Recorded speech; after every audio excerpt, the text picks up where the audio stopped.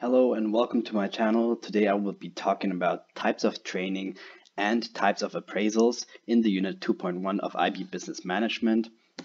Here's just a table of content for this Unit 2.1, and all of these topics will be in a video format on my channel.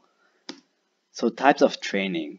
Training has the purpose of matching the skills of the employee to the needs of the organization. It includes the process of teaching a new skill or knowledge to develop the employee's competence in the workplace. Um, there are four different types of training. The first one is on-the-job training, which is pretty much self-explanatory. It's the training that is done at work, oftentimes whilst the worker is working. And there are two types of on-the-job training. The first type is induction training, and it aims to support new staff in getting acquainted with the plans, policies, people, and process of the firm. So it's basically for newcomers or new employees in the business coming in, training for them. And then there's the mentoring training, or just mentoring, where, as the name already tells you, a mentor supports a less experienced worker in aspects of their job role. And the mentor in this case is often the manager, the line manager, or the advisor. Now, benefits and disadvantages of the on-the-job training is that the first benefit is that it's probably the cheapest training if there are in-house specialists, and that what's meant with that is that if the business or the organization already has the specialists, the trainers in-house, there are pretty much no costs. The only cost is that it's gonna take time. Time is gonna be taken out of the of actual work, but it's cheap. There's no real cost to it. A disadvantage would be the lack of training experience and skill. That means that there's less skill and less experience of training people in the internal business as compared to specialized off-the-job training facilities, for example. And another advantage would be that the relevant and specific issues are targeted because the organization is able to internally train its employees. It can target exactly the issues that they want the employee to study or learn, which is really good and relevant to the business. The last advantage would be that trainee is still at work, so there are fewer disruptions because a trainee or the employee in this case does not have to go away and travel somewhere else, but stays at work. And the second disadvantage would be that the internal trainer cannot work, meaning time is taken off of the internal or the trainer of the in the organization. Time is taken off of his working hours. Now the next type of training would be off-the-job training, and that's also self-explanatory. There are three types of off-the-job training. The first one is day release, which pretty much just means that there's time off work to train at colleges, training center, or conference centers. This happens often, for example, for teachers once a year, often in the summer, where teachers of school go to a three-day training center to train for the new syllabus and so on. Then there are seminars where employees attend lectures or meetings, and this is also part of professional learning and training, and also developing their qualifications. This is, of course, where a lot of other employees also gather and learn together. Then the third option is the distance learning, which is basically self-study in courses for skill and qualification improvement, and it can be done through attending evening classes or online training courses. So this is more outside of the work hours and outside of work. Advantages and disadvantages of the off-the-job training. First advantage would be that there's a wide range of qualifications and skills because there are so many specialized training facilities or training seminars and so on. So there's a wider range. The second advantage would be that the outside specialist is not available in the firm. This means this ties also together with the first advantage that the if you train your employees internally or on the job and you always take an on the house or in the house specialist, then he or she might not be as specialized in training someone and does not have the experience. The last advantage would be that there are no distractions from daily operations at work. What is meant by that is that they separate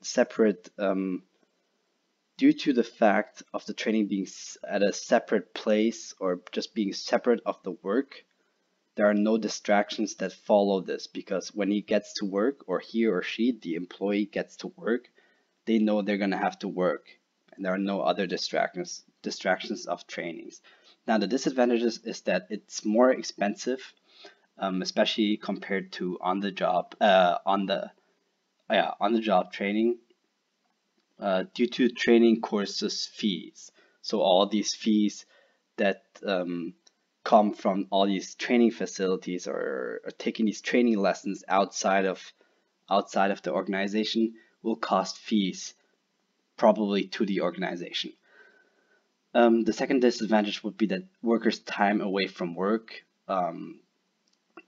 This basically means that this training time is deducted from the time they can work in the organization, which takes time away where they can be productive in the organization.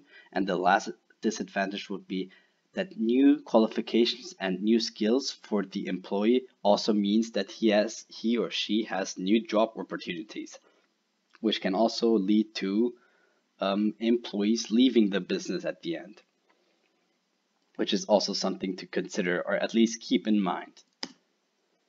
Now, the other type of training is cognitive training, and this is pretty much the development of mental skills of staff with the goal to improve performance and also understanding. It includes developing the thinking and learning skills of employees. So this is a pretty specialized training that really goes into detail with the employee processing and understanding all the data that is coming in and making him think in a more efficient and productive way. Then the second training would be behavioral training, and this pretty much talks about improving or changing the behavior of staff at the workplace based on desired outcomes of the organization or that the organization wants. This includes team building, stress management, leadership management, safety training, health training, and so on. So everything that has to do with the behavior of the employee on the job. Now, going to the types of appraisal. So what is this? So why do we need appraisal? It's basically to assess the performances of employees, to identify training needs for individual staff members, and to help management to reward good employees. So here I listed up 3 things why you need an appraisal. Now the first type of appraisal, and keep in mind there are also 4 appraisal you have to know. The first type is the formative appraisal, which is used to support and provide guidance as well as monitoring progress to the employee through identifying strengths and weaknesses on an ongoing basis to enable workers to improve their job performance. And this is a more, as it says here, it's ongoing. This is all the time. Managers will tell you what you're doing right or where you could better yourself. And this is kind of it's a support for the employee to improve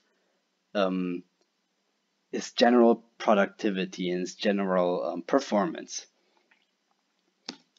And then there's the summative appraisal, which is a periodic summary of personal performance of the employee by the line manager.